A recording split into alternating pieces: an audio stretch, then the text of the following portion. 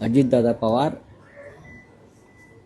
यांच्याशिवाय महाराष्ट्राचं राजकारण, समाजकारण हे बेचव आणि आळणी होईल. त्यांचं व्यक्तिमत्व गेल्या अनेक वर्षापासून आपण पाहतोय. दिलखुलास, रोखठोक, कार्यकर्त्यांना हवाहवासा वाटणारा नेता.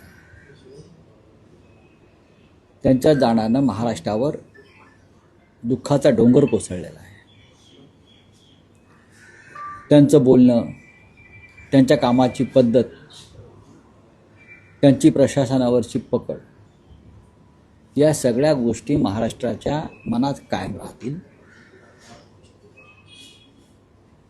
बारामती आणि त्यांचं एक नातं होतं आणि त्याच बारामतीमध्ये त्यांना मृत्यू यावा हा एक विचित्र योगायोग आहे. श्रद्धांजली त्यांना कधी वाहावी लागेल असं कधी मनात आलं नाही.